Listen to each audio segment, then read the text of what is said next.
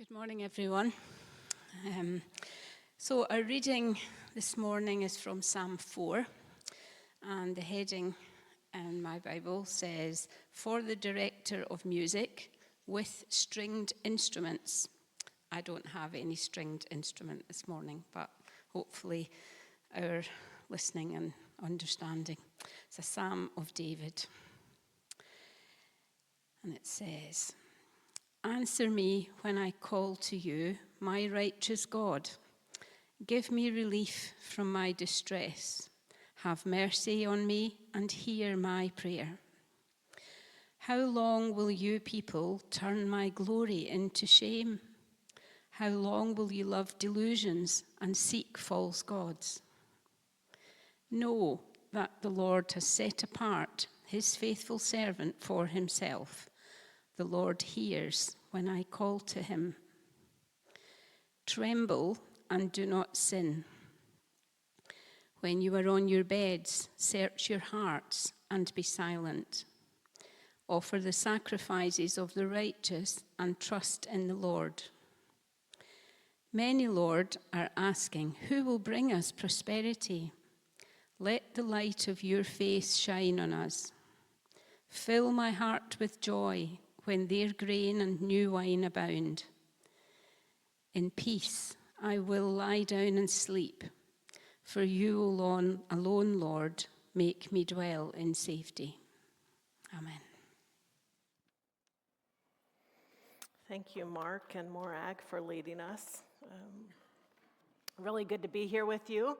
If I haven't met you before, I'm Allison. I'm one of the staff team members. And you've entered in on a Sunday where we're continuing our summer Psalms, and we're in Psalm 4. God, as we dive back into the Psalms, would you be ever close to us? Would you show us who you are through your word? Would you remind us of who you are? Maybe challenge us in a new way and encourage us as we live in faith with you. Amen. For those of you who like to know where we're going, we're going to be listening to a little bit about Psalm 4, and then that's going to lead us straight into communion. So don't worry, you're not sitting through two sermons from me today.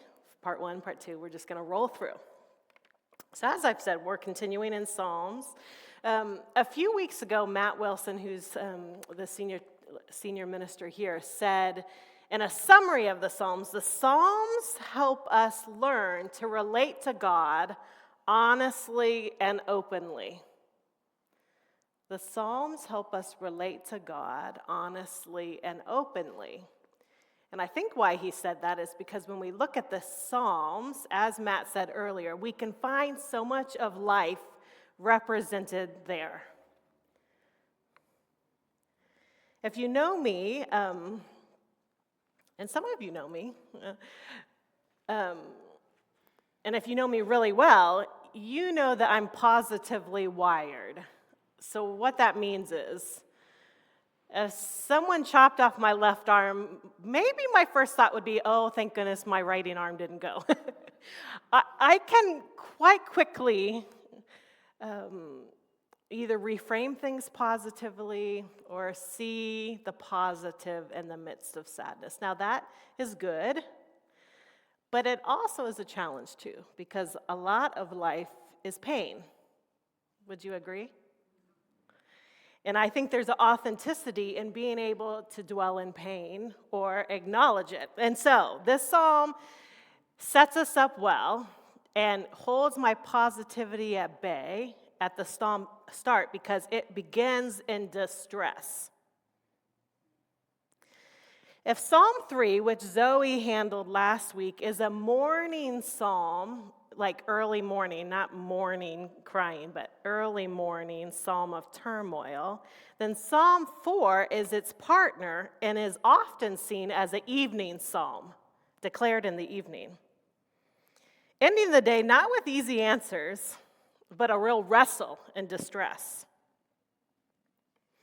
Ian Stackhouse, which is a wise guy that writes things about the Bible, said that we're not only 4 Psalms in, and already we've had 2 cries of anguish. Psalm 1 to 4, 2 of them are all about anguish and sadness. Nearly a third of the Psalms are laments, which means, and I don't know if this is encouraging or not, but maybe it's just a good starting point for us all. If you come in with any sadness or distress or turmoil or longing or wrestling, then we're in good company.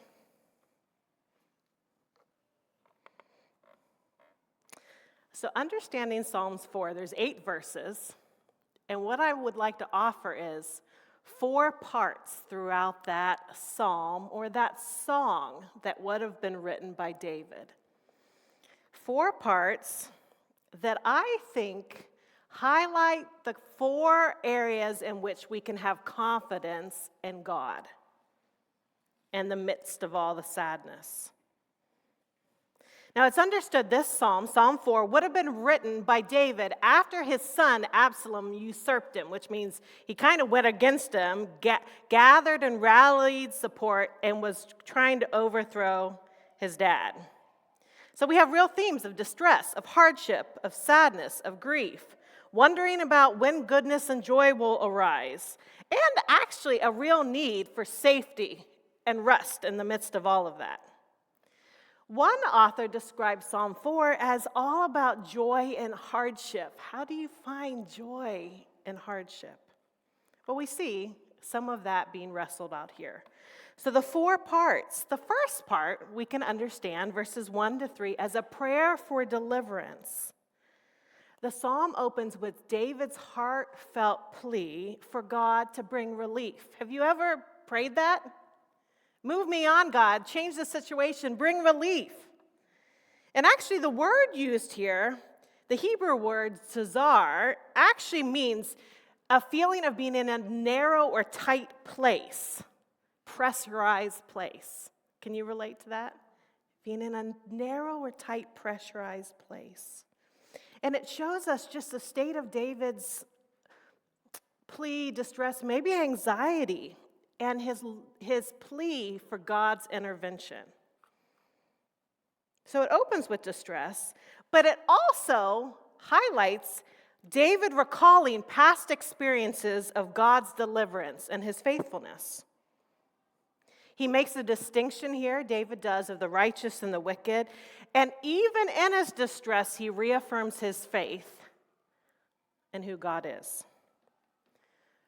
So if Psalm 4, verses 1 through 3 was summarized in a confident statement, it would be, we can, in the midst of distress, have confidence as we remember God's past works. We can have confidence because we remember God's past works. We might not see deliverance now, but what have we seen before? And that's where we see David starting here, prayer for deliverance and remembering what God has done in the past. In times of distress, has it helped you to remember who God has been and what he's done? Is this relatable for you? Moving on to the second part, the second confidence that I'm going to offer out of this. In verses 4 or 5, we see an encouragement or an instruction for the righteous. And Dave, if we just linger on this slide, don't move us on for a while. Thank you. We see encouragement and instruction.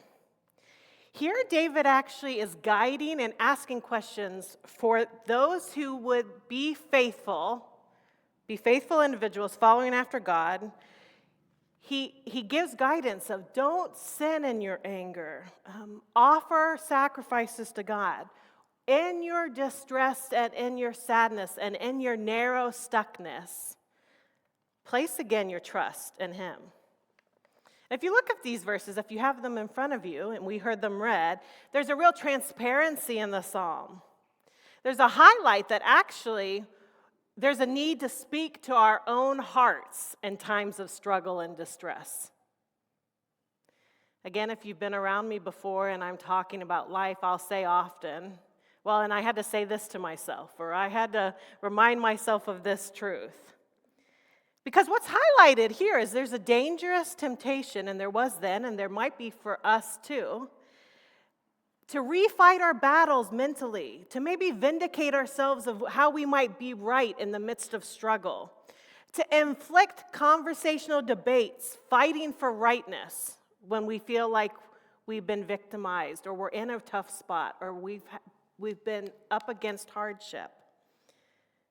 And the encouragement David gives is don't sin in your anger or in your wrestling, but speak to your hearts. As one person said, it's better to go to work on your own heart than allow your mind to go to work on others. Let me say that again. It's better to go to work on your own heart than allow your mind to go to work on others. It might be better to talk to yourself about truth rather than to listen to yourself in times of struggle. So we see this, David almost saying to those around and saying to himself, in the time of distress, how will you almost minister to your own hearts, knowing who God is? So what does it mean for you, and what does it mean for me in times of sadness, distress, longing, or hardship to speak truth about who God is, or maybe truth of the hope that this won't always be where we're at? The confidence statement that comes out of this is we can have confidence to deal with our own restless hearts because God is trustworthy. We can have confidence to wrestle with our own hearts because God is trustworthy. You and me and life around us flounders, is fickle, is ever-changing. Am I right? But God is not. He is trustworthy. So how can we confidently deal with our own hearts in the midst of distress? Okay, moving on. The next statement, if you read verses 6 and 7, and if you're saying, Allison, this is kind of hard to track because we started in real distress and within 6 verses we're talking about joy. It is. But often, like songs we sing on Sunday, there's a real movement of we state our distress and our sadness and longing, and then we move to a place of trusting God in the midst of that. And that's what this psalm does. And it's encouragement, but actually it's a challenge for us in how we might live life daily in the reality of trusting God. So verses 6 or 7, David moves on to the joy of God's presence. He acknowledges that many people in life would be asking God, where is all the good that I can have? The verses we read were, many, Lord, are asking, who will bring us prosperity? Let the light of your face shine on us. Fill my heart with joy when their grain and new wine abound. I like how the Message version says these verses. This is what it says. Why is everyone hungry for more? More, they say. More. And then the Message takes the challenge that David offers to others and to himself by saying, I have more than enough. God's more than enough. I have more joy in every ordinary day. And so there's some big concepts wrestled with in these verses of we often, and many around us often, are looking, how can we get the best out of life? The most joy, the most happiness, the most goodness. And David says in the psalm, in the midst of distress, that the joy and the goodness and the everyday, settledness will not come from more wine or more grain. Maybe for us, from more holidays, more money, more things that make us feel great day by day. What's offered here from David to challenge himself and others is that the more can be satisfied only in the goodness of God and the ordinary every day. So what's the confidence statement that's offered to us here? What's offered is, in the midst of longing, distress, sadness, we can be confident in goodness every day because God has infinite worth. Do you watch your bank balances and they go, zoop? Yes? Do you worry sometimes of, will I have enough next year when this happens? Or will I have enough to give to children when this stage arises? Or, I don't know, I just want this that I see my neighbors have. I think we can all relate to that sometimes. I don't know if we always acknowledge it, but I think we can all relate to that. This psalm is challenging us that we can have confidence every day in the goodness of today because God has so much worth, and He's the one that gives all things. Now, are there real trials and tribulations day by day for many? There is. Are there times where we just need some bread to eat? Do we need to know where the money comes from, electricity for next week? Do we need to sort out this ever-pressing problem that has to have a solution in this lifetime? Yes. So the reality of life is often hard. But the psalm is challenging us that in the reality of those often hard places, our ultimate goodness and place of safety is in trusting in a God who has infinite worth that He gives to us. Alongside the daily struggle, we hold the infinite worth of God, and that is the goodness that we can cling to. That's what David's offering in these verses, the joy of God's presence.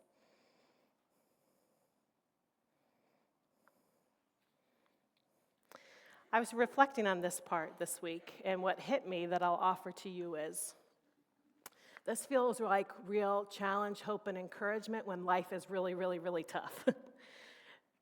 Because we want goodness and we want peace in daily life, or I do. And so when we hit a really tough spot or something we can't work out, clinging to this is such hope, isn't it? We can cling to God. We find everything in God. The challenge for me that I reflected on is when life is relatively comfortable for any of us at any given point,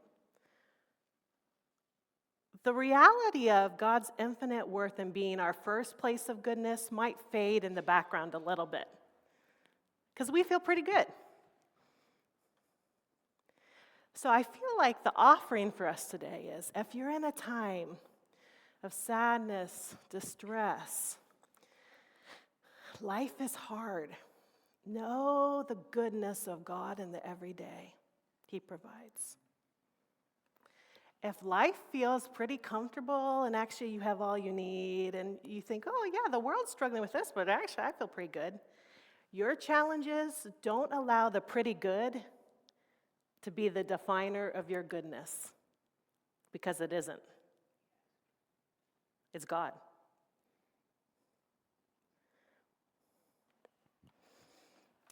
Our fourth confidence is offered to us. Verse 8 wraps up with David's concluding it wraps up the psalm with David's personal testimony. And he states unwavering trust in God. And this is kind of a big one.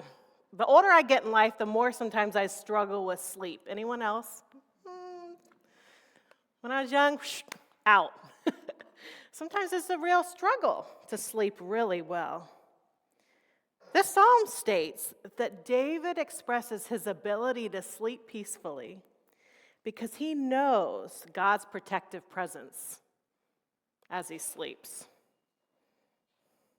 In the midst of distress, David can sleep because he knows ultimately God provides safety. So the fourth confidence that we can sleep really well because God cares for us. You're not hidden from His sight. I'm not hidden from His sight. He cares for us. And so whether it's just a physical rest or maybe a mental and emotional rest, the challenge here at the end of the psalm is we can trust God. He does care for you. There might be a mystery. It might not be seen, his deliverance, but he cares for you, and you can rest. You and I are safe with God.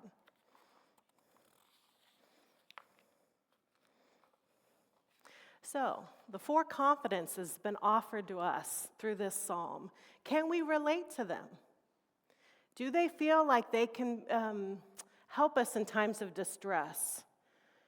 Maybe you think, oh, I can't think of a last time of distress, but maybe you can think of a family member or a neighbor or a friend. As we reflect on Psalm 4, we can see a movement. David offers a movement of a place of distress to a place of trust, from anxiety to peace. Now, let's not kid ourselves. Moving from distress to trust doesn't mean the distress is gone. It just means we're clinging to something in the midst of it. Anxiety to peace doesn't mean that particularly any circumstances have shifted, but we trust in the ever-present goodness of God in our lives, and that brings peace. This is tricky stuff. For me, and I would hope it for you, these truths are not abstract ideas. They are actually lived realities. I see this over and over and over and over in life. Something distressing happens, a real stuck moment, a place of anxiety, something I can't solve. I'm worried someone else doesn't see this and it needs to be solved.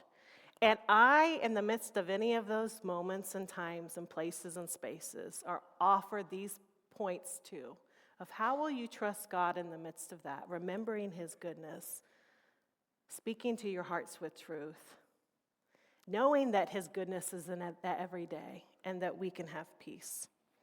This week, as I was thinking about this, so I could give you different stories of distress, but what came to mind was years ago, and we can put up the next slide, Dave.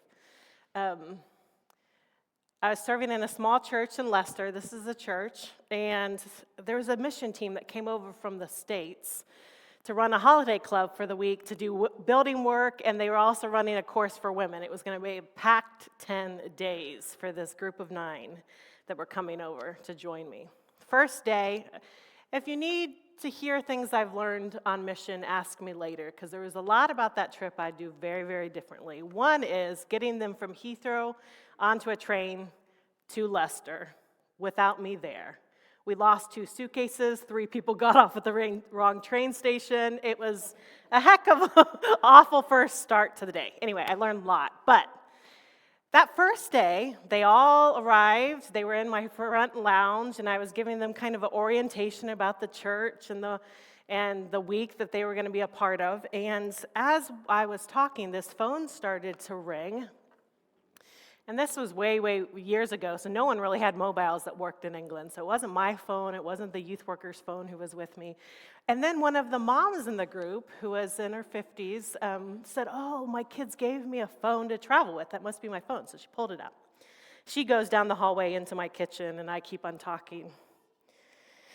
When all of a sudden I hear this, and I have not heard something like this since. This wail, this gut-wrenching wail that comes from the hallway. And all of us were thrown off for a few seconds. And someone went to check on Kathy, and they came back and shared with us that while the team was flying over through the night to England, her 18-year-old son was in a car accident, and he was killed, and 3 others. And so as she was landing, the confirmation of her son's death was coming through. And I mean, the grief, I can't explain I just can't explain the grief and the rawness of that day. And in the coming days, it was a grief that shook Kathy, but then the whole team, because they knew the son, they knew her, they had come away from family to serve God. You're wrestling with so much. Such distress. And there's a lot I could say around all that had to happen in the hours after that, but you can imagine the distress. And then the next morning, we were going to have 2 baptisms in the church. and a meal. And then we wrestled with, how do we move forward with this goodness and celebration in the midst of this tragedy? Life and death, grief and celebration, sadness and joy, all wrapped up side by side. And the team, and I, and others, and Kathy and her family, had to trust God in the midst of that real distress. And in a very quick turn of events, not for Kathy and her family, but for that team, they had to deal with the distress, but move on and trusting God, remembering who He was in the midst of the sadness, getting to a point of hoping and believing for those who are being baptized, and their story was emerging in the midst. There was a real clinging to the confidence of God in the midst of distress, grieving but trusting in His infinite worth, having real puzzling questions and the mystery of why in the midst of deep sadness. And do you know what? As we come to this table of communion, we often have to do the same. We come with all that we have seen, we felt, mystery, questions, and we pause to acknowledge and remember what God has done before. Trust who He is in the midst, and often have to speak to our hearts in that.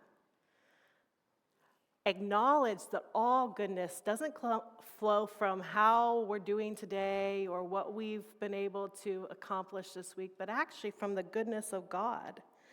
And real peace and rest comes from acknowledging the sacrifice of the life and the life resurrected that we live in.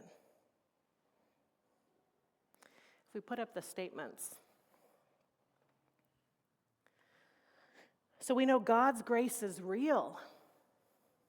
We've trusted it for a salvation, but actually we can all remember times where we've known that God's grace is real. Our restless hearts can find peace in Him, and this table reminds us of that. We can be assured, whether we feel really good in life or not right now, that His goodness is constant, because He is constant. And we can know His care for us allows us to rest, to find a place of peace.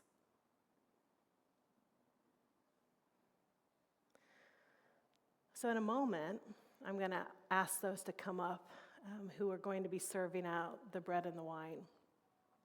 But I just want, and we are going to do it in silence, just to have a moment to think of these 4 confidences. What is your real encouragement or challenge from this today?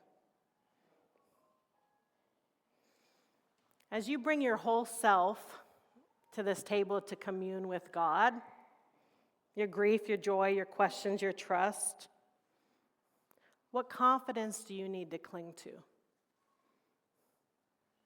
So just take a moment. If it helps to look at the screen or to close your eyes. God, we're so thankful for Psalm 4 and the rawness of what David offers in his distress, but also the truth and the challenge that's offered for us too.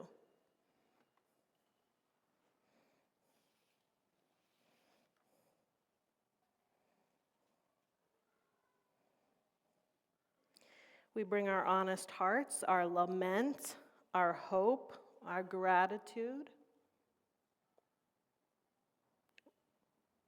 to the one who loves us, who knows us, and sees us fully.